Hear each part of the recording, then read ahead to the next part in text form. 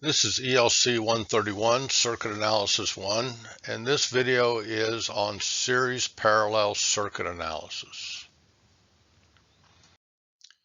Now, up to this point, we've dealt with series circuits, we've analyzed series circuits, and we've analyzed parallel circuits.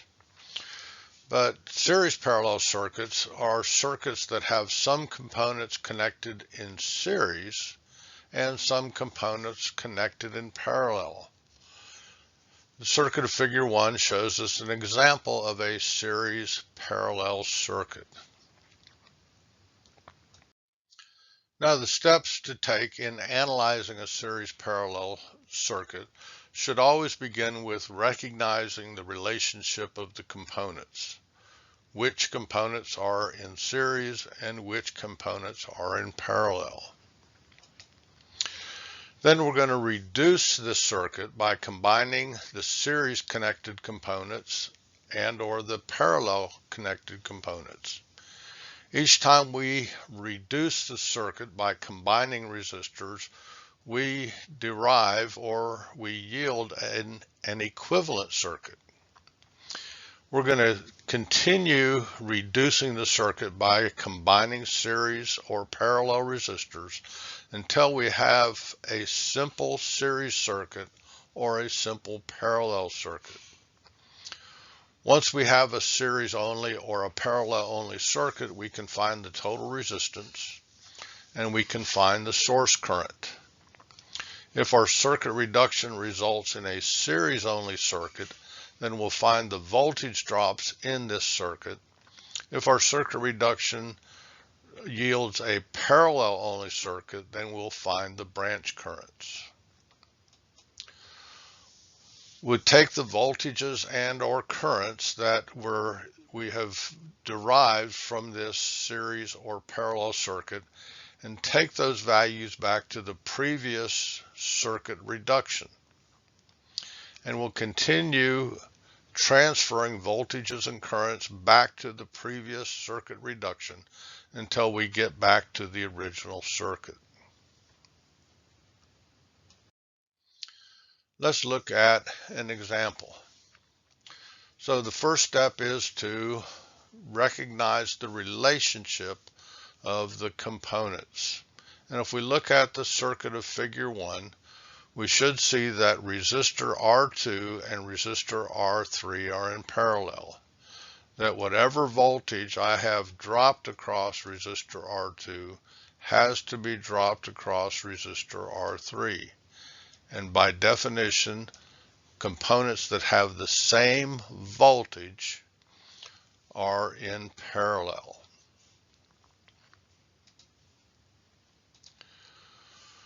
So we can state that VR2 equals VR3.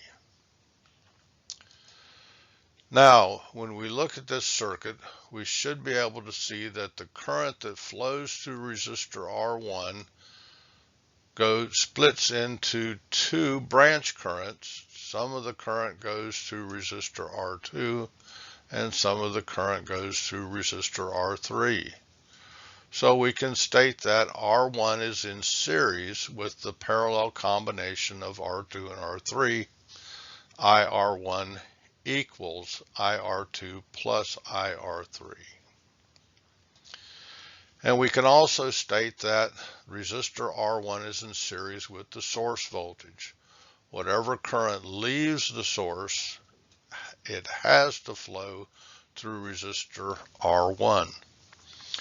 So we can state that I source equals IR1. Now that we've established the relationship these resistors have with one another, we can begin reducing the circuit.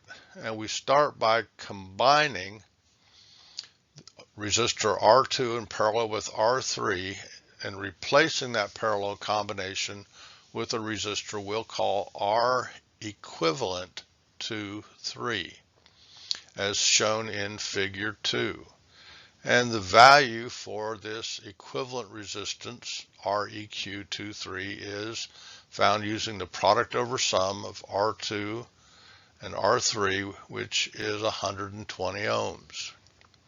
So once I replace R2 in parallel with R3 with one single resistor, I'm left with a series-only circuit. So of course I can find the total resistance of this circuit by adding the series resistances. R1 plus R equivalent 2,3 gives us a value of 240 ohms. And now that I know the total resistance, I can find the source current, which is V source divided by R total, 50 milliamps.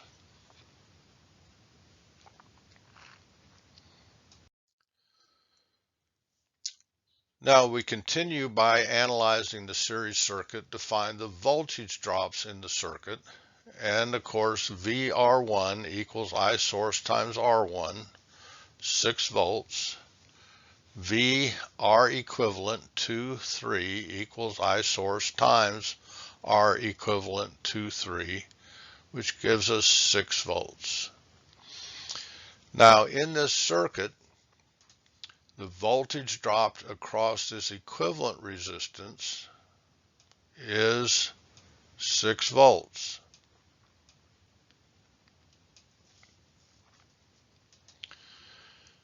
And we're going to take that voltage back to the original circuit. Again, if we look at the circuit of figure 2, the voltage across the equivalent resistance, REQ23 is 6 volts. And in the original circuit, I must also have across R2 6 volts. And of course, across R3, I'll have to have 6 volts also. So we can state that the voltage across R2 equals the voltage across R3 equals the voltage across the equivalent resistance 2 and 3. And knowing the voltage across resistor R2 and resistor R3, I can find the current through these resistors. IR2 equals VR2 over R2, 30 milliamps. IR3 equals VR3 over R3 is 20 milliamps.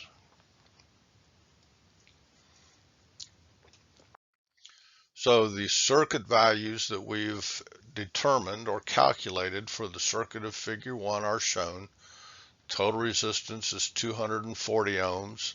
The source current and the current through resistor R1 are 50 milliamps. The voltage across R1 is 6 volts. The voltage across R2 and R3 is 6 volts. The currents through resistors R2, the current through resistor R2 is 30 milliamps, and the current through resistor R3 is 20 milliamps.